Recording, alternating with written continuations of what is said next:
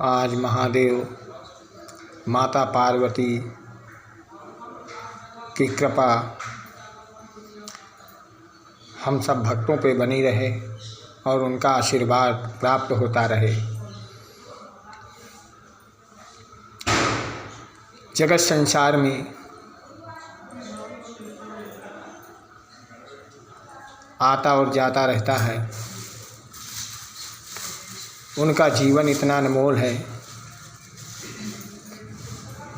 कि वह कोई भी मनुष्य अपने शरीर को खोना नहीं चाहता है, पर कहते हैं कि शरीर कलयुग में आयु कम होने के कारण मनुष्य उतने अच्छे कर्म नहीं कर पाता है जो संसार में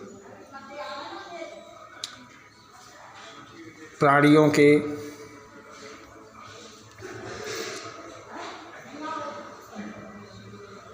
उतना पुण्य कर सके जो सीधे वैकुंठ धाम को जा सके।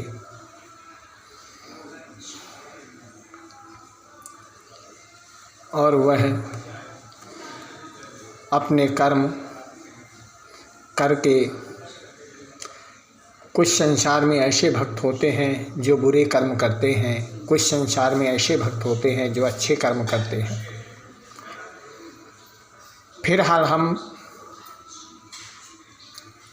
सोचते हैं कि ईश्वर इसको सब कुछ देखता नहीं है, मगर ईश्वर सब कुछ देख रहा है और वह सब जानता है।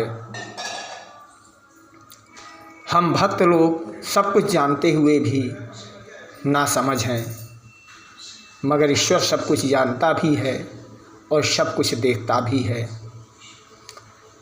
ये भविष्य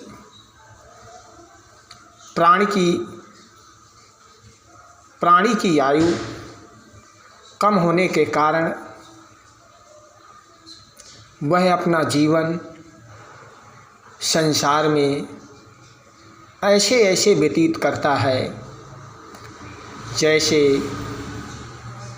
वह एक कमल का फूल के समान होता है। कमल को तोड़ दिया जाए तो उसका जीवन मुरझा जाता है।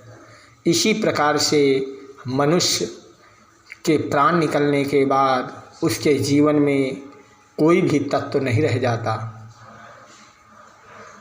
इसलिए मनुष्य को अच्छे कर्म करने चाहिए और बुरे कर्मों को त्याग देना चाहिए, क्योंकि जब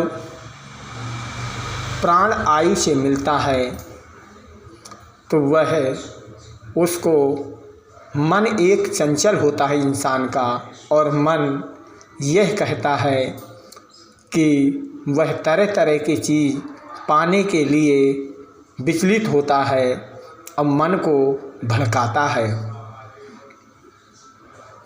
मन भटकने के कारण इंसान अच्छे कर्म भी करता है और उसके साथ साथ बुरे कर्म भी करता है, और वह यह नहीं समझ पाता कि मैं यह जो बुरे कर्म कर रहा हूँ इसका फल मुझे क्या प्राप्त होगा, वह नहीं समझ पाता है और वह अपने कर्म और कुकर्म दोनों करता हुआ चला जाता है। विधि के विधान की रचना को देख करके भगवान नारायण मनुष्यों की आयु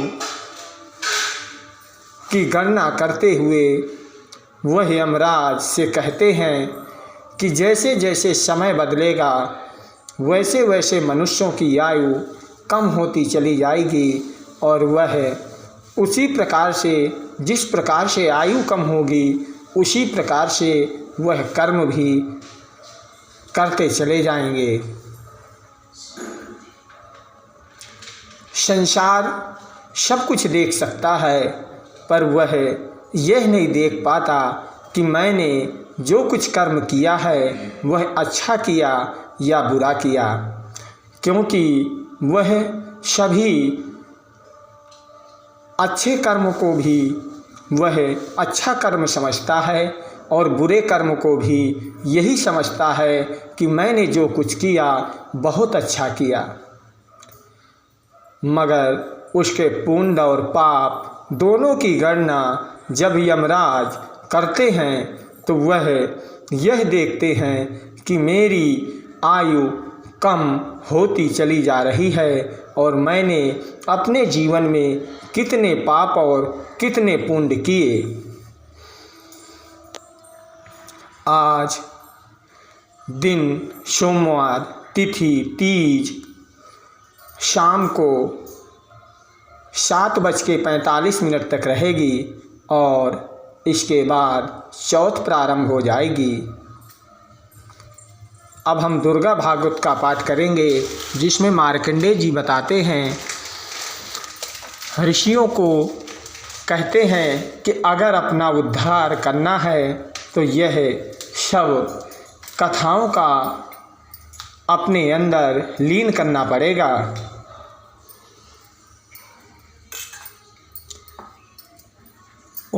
ओमाकिमेति ताति क्रोधा दभाष्यं यो महिषासुरः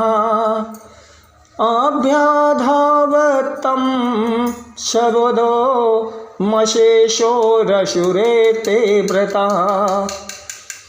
भगवान कहते हैं, मार्कंडेय जी ने कहा कि अनेक चरणों के भार से पृथ्वी दबी जा रही है और माथे के मुकुट से आकाश में रेखा सी खींच रही थी, तथा वह अपने कर्मों को अधीन बना करके इस प्रकार से असुरों ने माता के चित्त को देखा और उनके चित्त को देख करके उनके अंदर घमंड और भी ज़्यादा भरने लगा। बोल सच्चे दरबार की जय। जय माता दी।